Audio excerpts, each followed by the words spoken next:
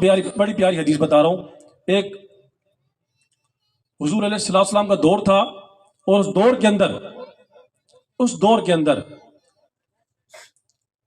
ابو جہل لانتی وہ بھی بڑا سرگرم رہتا تھا حضور کی مخالفت میں، معاذ اللہ، اور کچھ لوگ بھی سرگرم رہتے تھے. تو ایک دفعہ کیا ہوا کہ ایک بت کے اندر ایک جن چلا گیا، اور اس جن نے بکواس کرنا شروع کر دی، لوگوں سے باتیں کرنا شروع کر دی. باتیں اب باتیں کیا کرتا تھا؟ معاذ اللہ کہ میں تمہارا خدا ہوں، میری پوجا کرو، میری بندگی کرو، آؤ.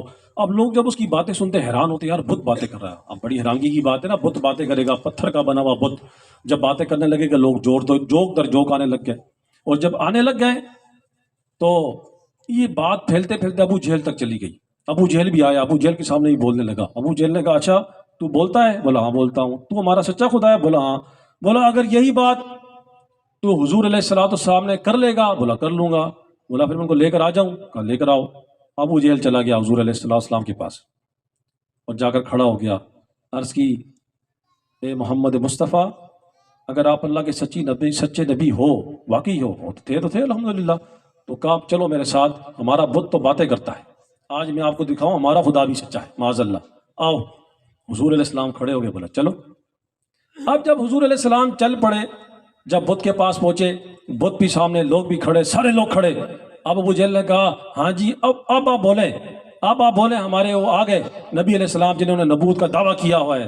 تو حضور علیہ السلام جلوہ گر ہیں، سارے لوگ کھڑے ہیں، اور کفار سارے کے سارے کھڑے، ساتھ میں مسلمان بھی دائیں سائڈ میں کھڑے ہو گئے، میرے کریم آقا بھی کھڑے ہو گئے. آپ بت سے مخاطب ہو گئے. ہاں بت بتا تو کون ہے؟ کہا میں حضور یا رسول اللہ آپ کا غلام ہوں، یا رسول اللہ آپ کا غلام ہوں، آپ کا نوکروں کا نوکر ہوں. آقا آپ اللہ کے سچے نبی ہیں، سچے رسول ہیں، اللہ ہمارا رب ہے، ہمارا پروردگار ہے، ہم اس کے بندے ہیں. اور تمام لوگوں سے مخاطب ہو کر اس بت کے اندر جو جن تھا وہ بیٹھ کر بولنے لگا، لوگوں سنو، جو تمہارے سامنے شخصیت ہے یہ اللہ کا سچا رسول ہے، اس کی تابعداری کرو، اس کی غلامی کرو، اس کی نوکری کرو، اس کی اطاعت کرو. کچھ لوگوں نے وہیں کھڑے کھڑے اسلام قبول کر لیا. اور ابو جہل جب سنا نا، منہ نیچے لٹکا کے پھر واپس چلا گیا. اب جب چلا گیا میرے کریم آقا بھی چل پڑے. جب میرے محبوب علیہ السلام چل پڑے، اب تھوڑا سا آگے گئے، تھوڑا سا ایک خالی علاقہ ہے، تو ایک گھوڑے پہ ایک جن بیٹھا ہوا آیا. گھوڑے کی وہ جن آ کر بیٹھا آیا، حضور کے پاس کھڑا ہو گیا. اس کے ہاتھ میں سر تھا. کیا تھا؟ اس کے ہاتھ میں سر تھا. اور جب حضور علیہ السلام کی بارگاہ میں حاضر ہوا، میرے محبوب کو سلام پیش کیا. میرے محبوب علیہ السلام نے وعلیکم السلام کا جواب دیا. میرے کریم نے پوچھا کون؟ کہا حضور آپ کی امت کا ادنا سا جن، نوکر، آپ کا غلام آقا، آپ کا نوکر آقا، نوکر، آپ کا غلام ہوں. یا رسول اللہ میں آپ کی امت کا ایک جن ہوں. میں جب سفر میں تھا، سفر سے گھر پہ آیا، گھر پہ میری ماں نے مجھ سے کہا او میرے بیٹے جا، دوڑ لگا اس علاقے میں جا کہ جہاں پر تیرا بھائی بدبخت کافر ہو گیا ہے اور تیرے بھائی نے حضور کے خلاف بکواس کرنا شروع کر دی ہے، جا اپنے بھائی کو سمجھا، نہیں تو اس کی گردن تن سے جدا کر دے.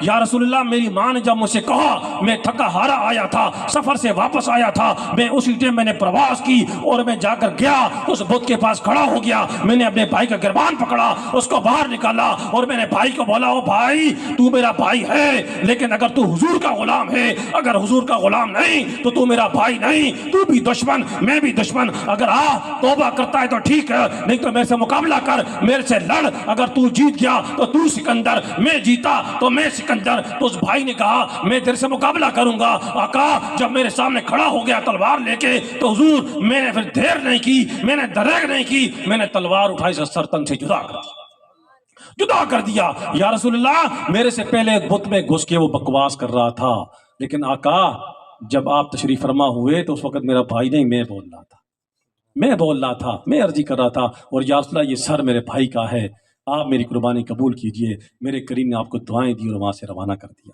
میرے بھائی، میرے دوست، جنات بھی حضور کی غلامی کرتے تھے، انسان بھی حضور کی غلامی کرتے تھے، یہ چرند اور پرند بھی حضور کی غلامی کرتے تھے. آج ہم انسان کیوں نہیں کرتے؟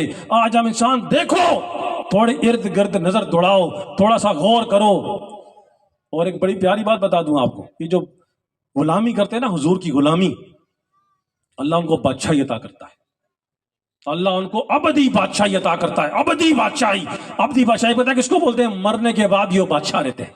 دیکھو نا کلندر بابا اولیاء رحمۃ اللہ علیہ، حضرت لال شہباز کلندر رحمۃ اللہ علیہ، داتا صاحب رحمۃ اللہ علیہ، عبداللہ شاہ غازی رحمۃ اللہ علیہ، جتنے بھی کسی ولی کا نام اٹھاؤ، کسی ولی کا فلسفہ اٹھاؤ، کسی ولی کی تاریخ اٹھاؤ، اور حضرت مبارک صاحب علیہ رحمہ کسی بھی ولی اللہ کو دیکھ لو کہ جنہوں نے اپنی حیاتی کے اندر، اپنی زندگی کے اندر میرے محبوب علیہ السلام سے قلبی تعلق رکھا، دل کا تعلق رکھا، دل کا عشق رکھا، دل کی محبت رکھی، دل کے تار جوڑے، غلامی کے تار ملا دی آپس میں، اللہ تبارک و تعالیٰ نے ان کو غلامی میں بادشاہیاں عطا کر دی۔